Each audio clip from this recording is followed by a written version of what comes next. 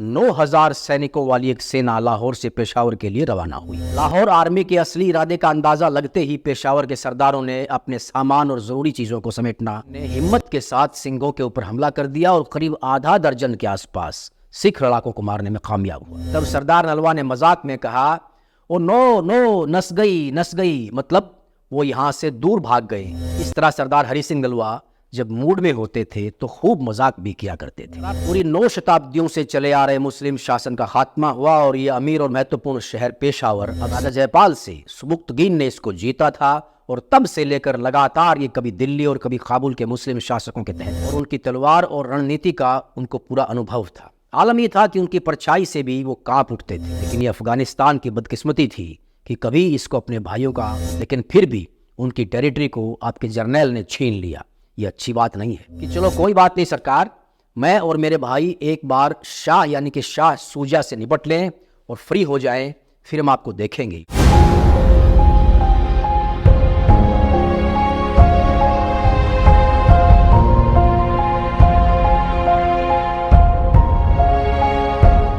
बात सन 1834 की। सरदार हरि सिंह नलवा उन दिनों खैबर पख्तूनख्वा के इलाके में यूसुफजई की पहाड़ियों की तरफ थे।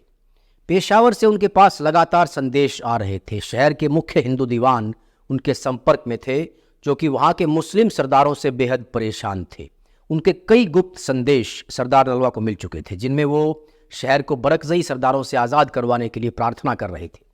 लगभग सभी गैर मुस्लिम और शिया मुसलमान नागरिकों की तरफ से मदद के लिए आ रहे संदेशों को देखते हुए महाराजा रणजीत सिंह ने पेशावर को हमेशा के लिए अपने साम्राज्य में मिलाने का मन बना लिया था। काबुल के उस वक्त के बादशाह शाह शुजा के साथ महाराजा की संधि के तहत सिंधु पार का इलाका लाहौर दरबार के नीचे पहले ही मान लिया गया था। पेशावर को जीतने की सरदार हरि सिंह की लंबे अरसे से ख्वाहिश थी। कुंवर नौनिहाल सिंह, जनरल वेंचुरा और जनरल कोर्ट की अगुवाई में 9,000 सैनिकों वाली एक सेना लाहौर से पेशावर के लिए रवाना हुई। 1834 में अप्रैल के लास्ट में इन्होंने सिंधु नदी को पार किया। जैसा कि हमने जिक्र किया था, सरदार नलवा पहले से ही उस इलाके में मौजूद थे। उनको दरबार की तरफ से 11 खिलतों के साथ पेशावर जाने का हुक्मनामा भेजा गया। वैसे तो इस पूरे अभियान की औपचारिक कमान कुंवर नौनिहाल सिंह को दी गई थी। शुरुआत में अभियान का मकसद ये दिखाया गया कि ये सेना पेशावर प्रांत के बरकजई सरदारों से बढ़ा हुआ नजराना यानी कि ट्रिब्यूट लेने के लिए जा रही है। शहर से कई कोस दूर लाहौर सेना ने अपना कैंप लगाया और सरदार सुल्तान मोहम्मद खान, जो कि पेशावर का सरदार था, उसको संदेश भिजवाया कि अब तक घोड़ों के रूप में जो नजराना वो लाहौर सरकार को भेज चुके हैं उसमें बढ़ोतरी की गई है, जो उनको अभी देनी पड़ेगी। जब ये पूरी बातचीत चल रही थी तो कुंवर नौनिहाल सिंह वहीं पर मौजूद थे। उन्होंने जोर देकर कहा कि क्योंकि ये उनका पहला अभियान है तो अलग से सम्मान के रूप में 5 घोड़े लेने के लिए वो हकदार हैं।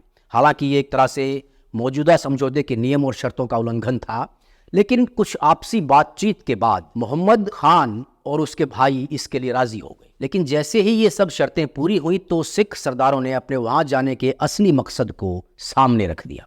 लाहौर आर्मी के असली इरादे का अंदाजा लगते ही पेशावर के सरदारों ने अपने सामान और जरूरी चीजों को समेटना शुरू कर दिया।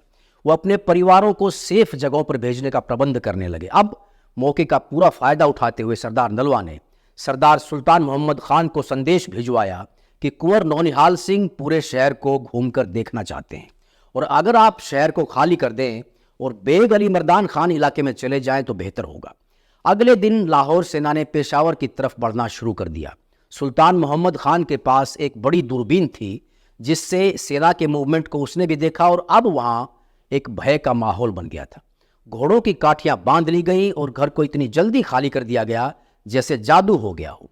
और वो सभी सरदार शहर को इसकी किस्मत के भरोसे छोड़कर आसपास की पहाड़ी इलाके में चले गए। लाहौर दरबार की आर्मी बड़े कायदे और शांति के साथ आगे बढ़ी। एक आई विटनेस के मुताबिक काफिले में सबसे आगे कुंवर नौनिहाल सिंह सरदार हरि सिंह नलवा के साथ हाथी पर बैठकर चल रहे थे। उनके जस्ट पीछे अलग अलग सरदार घुड़सवार सेना के साथ चल रहे थे और उनके पीछे जनरल कोर्ट की बटालियंस टुकड़ियों में बंटी हुई तेजी से आगे बढ़ रही थी। ये पूरा जीत का अभियान बिना किसी भी तरह के खून खराबे के पूरा हुआ।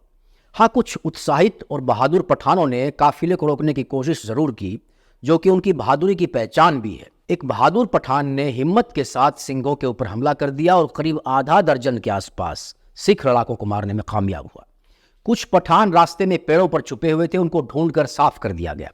हाजी खान जो कि वहीं रास्ते पर छुपा हुआ था, अपने आप को रोक नहीं सका और सिख आर्मी की टुकड़ी पर टूट पड़ा। वो तब तक मुकाबला करता रहा जब तक कि बाकी की टुकड़ियां पीछे से वहां नहीं पहुंच गई।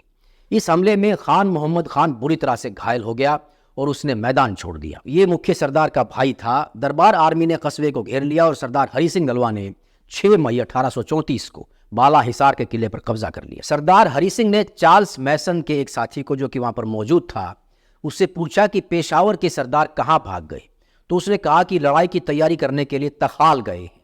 तब सरदार नलवा ने मजाक में कहा, ओ नो नो, नस गई, मतलब वो यहां से दूर भाग गए हैं। उनमें से कुछ तो कोहाट और कुछ खैबर चले गए थे।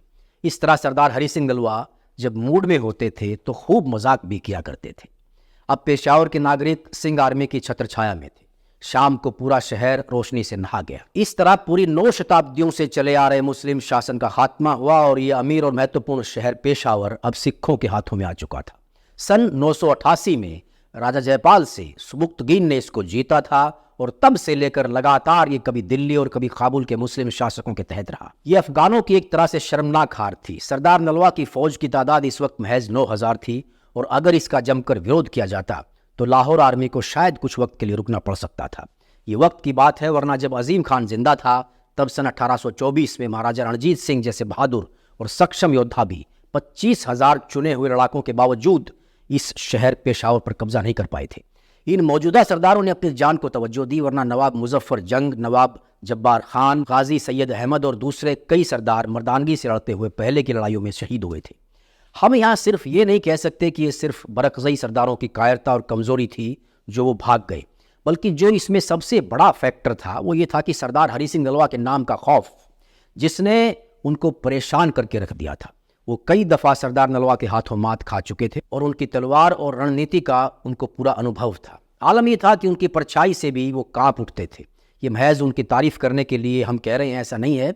आज भी उस इलाके में अफगानों की लोक गाथाओं में सरदार नलवा की बहादुरी के किस्से आपको सुनने को मिल जाएंगे। कैप्टन वेड ने गवर्नर जनरल को लिखे पत्र में कहा कि पेशावर छोड़ने के बाद बरकज़ई सरदारों ने शहर पर वापस कब्जे के लिए कोई सुनियोजित हमला तो नहीं किया, लेकिन दरबार सेना के कैंप के ऊपर रात में गाहे बगाहे गुरिल्ला हमले जारी रहे, जिनमें जान माल का नुकसान होता था। इसके अलावा वो घोड़ों को भी चुरा ले जाया करते थे, जिसके लिए रात को खास नज़र रखी जाती थी। ये सब सुल्तान मोहम्मद खान के द्वारा किया जाता था, लेकिन वो खुलकर इसकी जिम्मेदारी नहीं लेता था। सुल्तान मोहम्मद खान ने काफ़ी कोशिश की कि वो पेशावर पर वापस अपना कब्जा पा सके, और जब सरदार हरि सिंह को इसके लिए मनाने में नाकाम रहा तो उसने लाहौर दरबार में अपने दूत भेजे, लेकिन कोई फ़ायदा नहीं हुआ। जब तक आसानी से लाहौर की आर्मी वहाँ टिकी रही, उसकी इन कोशिशों का कोई मतलब नहीं था। उधर काबुल में इन्हीं बरकज़ई सरदारों के भाई दोस्त मोहम्मद खान का शासन था। उसने काबुल के शासक शाह शुजा को काबुल से खदेड़ दिया था और वहाँ बरकज़ई डायनेस्टी की स्थापना की थी। अंग्रेज़ों और अफगानों की पहली लड़ाई के वक्त, जिसको फर्स्ट एंग्लो अफगान वार कहा जाता है, इसी का वहाँ पर शासन था। तो अपने भाइयों के उलट ये गंभीर, ईमानदार, स्पष्ट कहने वाला और निडर आदमी था। ये अपनी जनता की सेवा करने में यकीन रखता था और उसके दुख दर्द में ये साथ रहता था। एक सच्चे मुसलमान में भी कई बार जो गुण नहीं मिलते वो भी इस आदमी के अंदर मौजूद थे। अपने स्वार्थ के लिए इस्लाम में कन्वर्जन का ये तगड़ा विरोधी था, जो कि भारत में कई मुस्लिम शासकों का मेन एजेंडा हुआ करता था। यही नहीं, दोस्त मोहम्मद ने उन लोगों की भी निंदा की जिन्होंने अपनी किस्मत को बदलने के लिए अपना धर्म बदल लिया। लेकिन ये अफगानिस्तान की बदकिस्मती थी कि कभी इसको अपने भाइयों का ईमानदारी से समर्थन नहीं मिला। इसके बावजूद उसने अपने भाइयों की तरफदारी की और पेशावर के ऊपर सरदार हरि सिंह के कब्जे को लेकर उसने कहा कि लाहौर दरबार और पेशावर सरदारों के बीच के समझौते को तोड़ा गया है और ये ज़बरदस्ती कब्जा करने का मामला है। फिर 25 मई 1834 को इसने महाराजा रणजीत सिंह को पूरी तफसील देते हुए एक लेटर लिखा, जिसमें इसने कहा कि मेरे भाई आपको जितना भी नजराना बनता था पूरा दिया करते थे, लेकिन फिर भी उनकी टेरिटरी को आपके जर्नैल ने छीन लिया। ये अच्छी बात नहीं है। और आगे धमकी देते हुए दोस्त मोहम्मद लिखता है कि चलो कोई बात नहीं सरकार, मैं और मेरे भाई एक बार शाह यानी कि शाह शुजा से निपट लें और फ्री हो जाएं, फिर हम आपको देखेंगे। हम आपको ना सिर्फ पेशावर बल्कि पंजाब से बाहर कर देंगे। उसकी धमकी के बाद महाराजा ने क्या कदम उठाए और आगे दोस्त मोहम्मद खान ने क्या कार्रवाई की, इस पूरी कहानी के साथ अगली वीडियो में हाजिर होंगे। बने रहिए हमारे साथ। नमस्कार।